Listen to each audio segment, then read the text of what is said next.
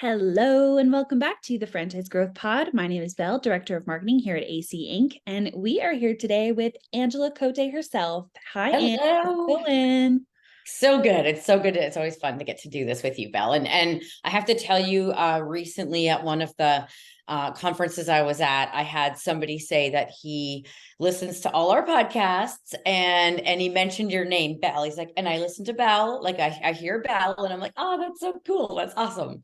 So sweet. I loved to hear that. You did send me a message when you heard that news, and I was like, that is the best. Oh, it's always such a good feeling to know that people listen and find value. And especially, we talk so much about like very specific parts of franchising, very specific parts of coaching and leadership. And so to know that people are finding so much value in being like more specific as opposed to more like a general franchising or general business podcast, it's really nice. It's really nice to hear. So thank you.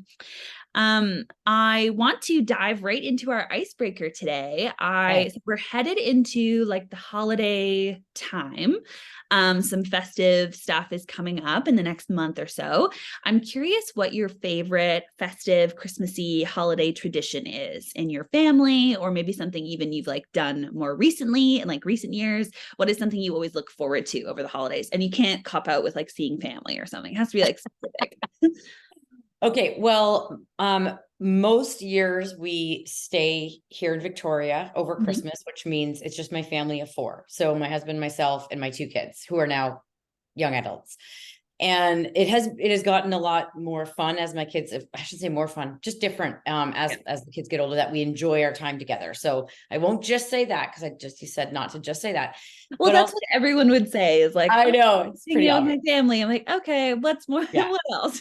I'll say one of the things that always is a real treat in Victoria that we really enjoy making happen every year is going to see the lights up Butchart Gardens. Oh, I'm so sure fun. you've been to. I have. But I've only been a few times. We don't go every year. Hmm. Um, I'm trying to think if we went last year. I've been recently though, like in the past maybe 3 or 4 years, I've definitely been. It is really marvelous. It's so fun.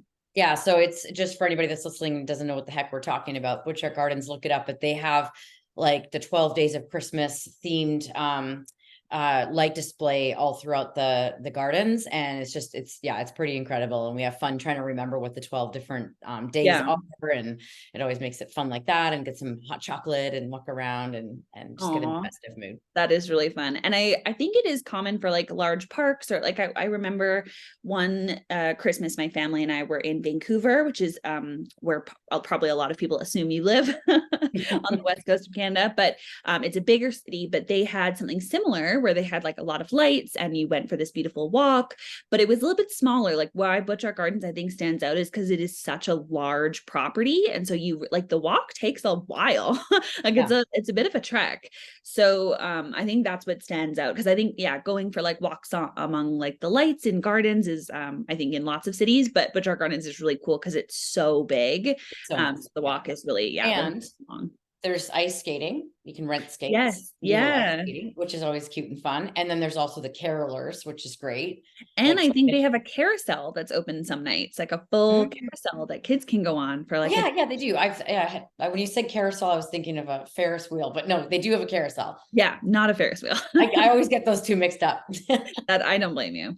That's a great one. I love that one. That's so nice. So I don't have a segue. I'm just going to hop right in All because right, I'm let's do really it. looking forward to chatting all about building trust. We've had episodes where we talked about trust and credibility with field coaches and franchisees before, but I really wanted to dig a bit deeper, talking about like actual situations of different types of relationships that field coaches have with franchisees, different stages of growth for franchisees, and how that might arise some different issues that field coaches want to look out for, how to, set the foundation of trust, healing distrust, those types of things. But when I am talking about trust, and you know this already, but it's really a field coach and franchisee relationship is so unique and has so many layers, and it can be quite complex. And so trust, like having trust that your coach is there to help you and help you accomplish your goals, but then also as a field coach, trusting that your franchisee is going to implement steps and be honest with you in conversations about what's happening in their business and things like that. Like trust and credibility kind of go hand in hand.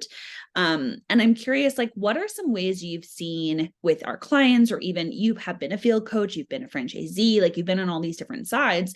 What are some things that can kind of, or how would you see distrust, or like not having that credibility, or not having that honesty, or that type of relationship? Where are ways that you would like spot that as a field coach? Is it like happened in the coaching calls, maybe in the communication? What are some ways you would spot that, like, maybe there's not a ton of trust here, or not like a great working relationship that we'd have to figure out? Well, a big one as a field coach is that the franchisee doesn't implement or do what you're trying to help them with doing. Like that's a lack of, they don't trust that what you're saying is actually worth their time. I think we all have that in a lot of ways in our lives where, if someone thinks you should do something, but you don't trust that the results are going to be there for you, you're not going to do it. So that's one. Just lack of engagement, like a lot of the times, whether it's, me thinking back or with our field coaches that we work with, we often hear them say, like, I can't get the franchisee to show up for a call. Well, that's because they don't trust that it's going to be worth their time, and they don't trust and believe that you're able to help them. Yeah. So those are a couple of things right off the bat that came to mind. Yeah, those are really good ones. And I think that's such an interesting way to think about, because we often will hear that, like, oh, I'm really struggling to get a franchisee onto our coaching calls. And on one hand, I think sometimes a coach could go, oh, they're not respecting my time, or what. Like sometimes it can be immediately become like quite combative or like defensive. But I love how when you identify, it could be actually because they're not having that trust in what the value of that call and the value of what you guys are going to be going over. And looking at it that way makes it more of a problem to be solved, not like oh, this person just doesn't even like coaching or doesn't even want to talk to me. Like it actually shifts it to be more of something that can be worked on together, which I really like. So let's talk about two situations. We've kind of talked about, so there's some common things to look at in terms of where you would see that come up. We do have a great episode all about credibility building that I can link in our notes, but I'm going to talk through two specific situations, and you can kind of give me some guidance as to with each of these situations, what a coach could do, or anyone who's in that role of supporting and coaching the franchisee, whatever that title is. What can they be doing in those situations in terms of like best practices? It's always going to be, situation to situation, but give some good tips and direction for where they can go. So the first one is building trust initially. So if you are a field coach who's coming in to work with maybe a new franchisee, or you're a new coach coming in to work with existing franchisees, so it's a new relationship, what are some ways that you can build that trust, build that credibility, build that solid working relationship really well at the beginning? What are some tips for that? Yeah. A big one I would say is, this probably gonna sound a little bit obvious because it's not exactly rocket science, but people do mess it up, I guess, is doing what you said you were going to do. Like following through on the promises, like right from the beginning, everything that you do, don't, mess that up right away, because you'll already start to break trust. Actually, I'll go a step further back. And this comes up in the credibility conversation we've had, but it really does relate to trust. And that is when you show some vulnerability, and it's okay, like admit that you maybe aren't like, I don't know for sure. Like if a franchisee, you're just meeting the franchisee for the first time, and especially if you sort of sensing like some maybe defensiveness right away, maybe saying to them, just so you know, like I acknowledge that you might be thinking right now that I don't understand your business and I don't understand what it's like, but I'm here to learn. And so, and also help me understand what you would like to get out of this relationship. So getting really transparent and and being authentic up front, I think really builds trust, because they know that you're going to admit anything that you don't know instead of pretending you know it. Like that's the worst, right? When somebody pretends they know something, and either because you can sense that they don't know what they're talking about, or you believe them. And then if it's wrong, then you're going to lose the trust. So right away, when somebody tells you that, like, I'm not exactly sure, so I'm going to make sure that I find the answer, or I'm going to work with you, I think that builds a lot of trust initially. Those are a couple things that popped into my head. Yeah. Delivering the really solid results right off the bat by actually, if you're going to say, hey, I'm going to send you through this action step spreadsheet that we're going to go over on our next call, so you can look at it ahead of time. actually send it with lots of time for them to look at it, say if you have a question, like really, really, and as you said, it may sound obvious, but I think that's such a key part of that building the foundation is being keen, like being like, hey, I'm going to do all the things that we are talking about, and not kind of seeming like you're really great on the calls, but then the delivery, like after the fact, or checking in or things like that, that can be those like, oh, this person actually seems like is genuinely caring about what we're doing and is following up and checking in. And that is such a like a foundational piece of a coaching relationship, so that, you know, it's not that you're just getting that coach dynamic on a call, you're actually going to be getting that ongoing, and that support is going to be there when you need it, is huge for sure. Yeah, I just want to add, like, I want to really emphasize, I don't know if I'm putting these in the right word, into the right words, if I can even say that,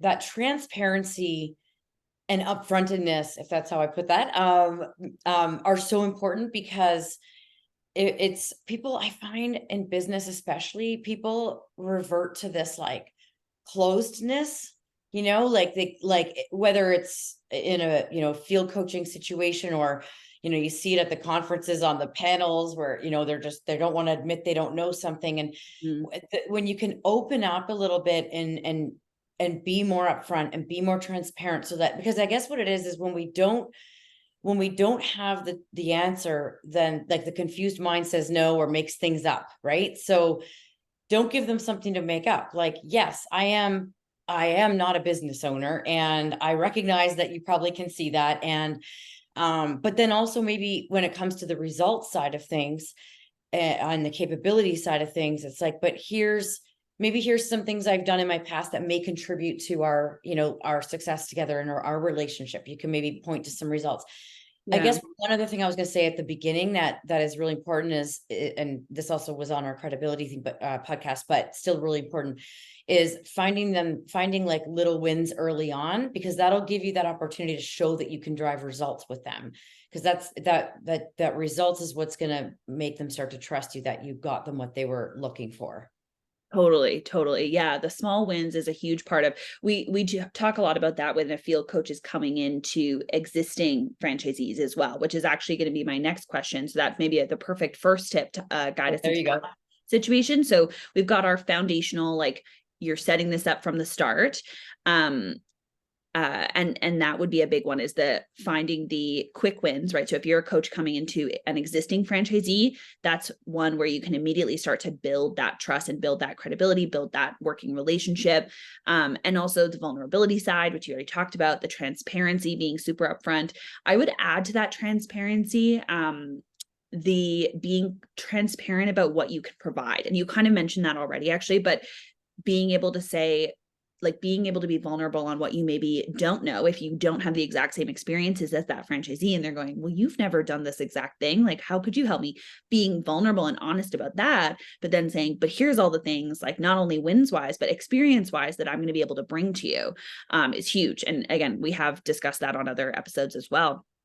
But I want to get into this kind of a little bit trickier. This is stuff we didn't talk about quite as much on that other episode, which is healing when there has been distrust. So let's say you didn't listen to our episode, or maybe you're a field coach coming into a franchisee and you don't set those foundations. You don't be vulnerable. You actually, and this is a very natural, as you said, it's a very natural human thing to go, I don't know the answer to that question, or I don't actually have experience in this space.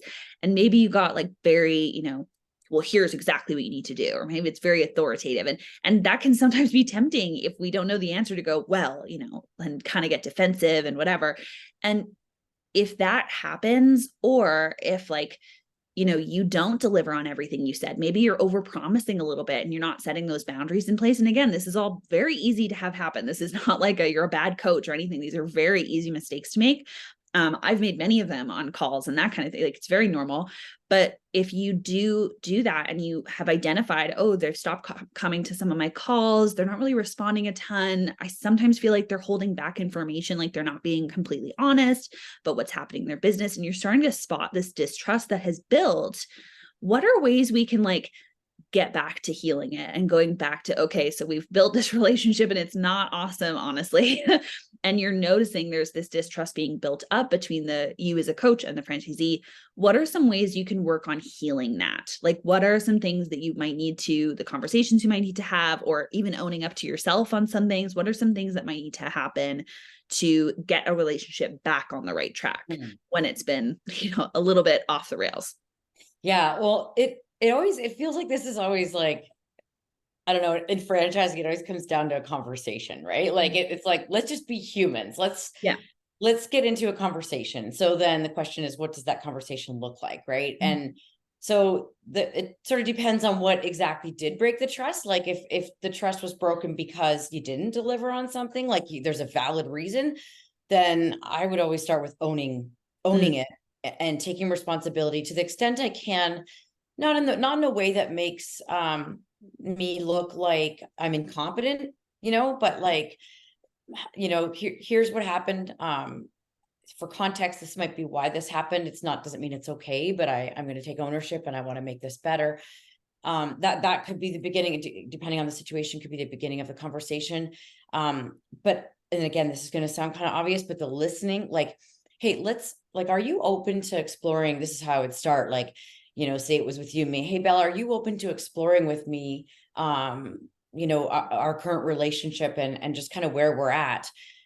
First getting that permission and then saying, okay, and if the person feels more comfortable for you to start, then maybe starting with, well, here's some things I'm feeling and I want to find out what you're feeling. So I'll tell, just to get things started, I'll share some things that I'm feeling. And then maybe you can share some things that you're experiencing and how you're seeing things, right? Like get that out on the table, but really listening. I know it's so easy to just like listen, to want to be ready to like explain and defend and all that, but showing them that you're listening, repeating it back, I guess these are really just listening skills and active listening skills, but repeating it back and saying, so just to be clear, like, I want to make sure I'm clear what I'm hearing. This is the problem, the issue, or the thing that you're saying. And then I think it's after that deciding like, okay, can we get aligned? Can we get aligned? Because if we can't, like, sometimes it's too far gone or there's just a clash. So, can we get aligned? And maybe even asking them, like, what would it take what would you need me to do? And then can I do that thing, but then I think the last step is making sure that there's clear steps in place that then, okay, like, it's great that we had this conversation, but I don't know if anything's going to change. Yeah. Like, what are we actually going to do differently going forward? Oh, I'm going to be more transparent with you. Yeah, that would be helpful to you. Okay. You're going to make sure that you show up for the meetings. Okay. We're aligned on this, right? Yeah. So those are some things. But again, I think it comes down to that. If both parties are open to repairing the conversation, or repairing the trust, my apologies. And especially if there was trust. So if we're talking repairing it when there was, trying to also kind of go back to like what it was like, whether we can get back to that, like, is the issue that's going on something that we can get over or not, I really like that interpretation. Yeah. Oh, your cat is in the background. I know. This is the problem. I've been working from home and now you have animals and stuff. I'm just going to steal one of Brecken's coaching techniques that he always brings up on the podcast, because I feel like it plays into this example, which is also when you are building a coaching relationship. Brecken's one of our incredible field coach specialists and advisors. He's so good at what he does. When he comes in as a fractional coach to systems, he'll talk a lot about setting the stage for the type of communication that works for a franchisee. And he will ask a franchisee, he'll go, so in our working relationship, like in our conversations that we're going to have, sometimes there's going to be conversations that are a bit tougher to have. Like if I have to have a bit of a tough conversation with you, would you rather I have kid gloves and I take it really, and I speak softly and I really make sure you're in the right emotional headspace for it? And like, do you want me to approach tough conversations in that way? Because sometimes that's how people best respond to tougher situations. He said, or do you want me to be straight up? And I'm still going to speak nicely, but do you want me to just be head on, not subtle, be direct about what the issue is so that we can focus on solving it together? And he said what that has done is establishing that. And I guess this maybe should have been brought up on the foundational side, but that could even be something if you didn't get to do that on the foundational side and you're healing it, you could even say, if this ever comes up again, let's get reestablished as to how it's best for me to bring this up and how it's best for you to bring it up to me.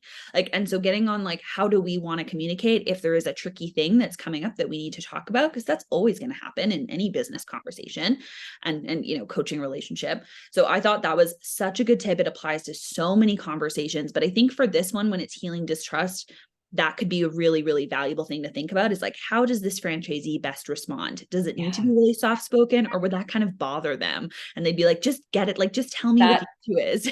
Yeah, that could make it like worse that they don't trust you because you're playing this game with them. Right. So totally. Yeah, it's so important to be aware of all these things. So important. I think there's honestly been so many key takeaways from this conversation, Angela. I really appreciate you kind of sharing your perspective. And again, I will link the credibility building. That one's more about showcasing your value as a coach. So a little bit different than on the trust conversation, which is why I wanted to have this one as well. But I will link that. So if anyone's interested in more of this topic, they can definitely go find more information in that episode. But is there anything else you want to mention before we finish up for today? I think it's just that we don't take the time always to stop and think about like, a relationship can be, you could have like headbutting going on or whatever it is. And I think we just get into like kind of robot mode sometimes. And if we stop and think about like what needs to happen, it's often not as complicated and not even as difficult as people think. Like having this conversation of like, hey, you know what? I care about this relationship. I care about your success, and or knowing that you have a boundary that is being crossed and caring about yourself and knowing you need to, like 9 times out of 10, or even like 9.5, I think these conversations go better than people think. They're easier than people think. It just takes a little bit of prep and knowing that it's important to have it. So that'd be my encouragement for people to think about, like, are there any relationships that you should have that, or just be ready to do it and know that it's going to end up like in the end so much better. It's so true. I feel like any tough conversation we have with anyone in our lives, we build it up a lot in our heads. And sometimes when you think about it on that simplistic level of, if I present it in a respectful way, it can often be a lot shorter than you think. It can often go a lot better. It often can smooth things over even more than you expect. Like, I totally agree. And I think that's such a good lesson in coaching in general or business in general. Is like, let's take it back to the simple steps. And this, think about prepping for the conversation, practicing these conversations. The more you have them, the easier they get as well. So knowing that like you having this conversation with one franchisee is just going to make it so much easier if this issue ever does come up again. You're going to be able to have a challenging conversation a lot easier. So I think that's so true and a great way to finish up today. Thanks. Awesome. All right. Okay. Well, thank you everyone so much for listening. We just love having you as a part of the Franchise Growth Podcast community. And Angela, thank you again so much for your time. So appreciate it. And everyone, go be awesome.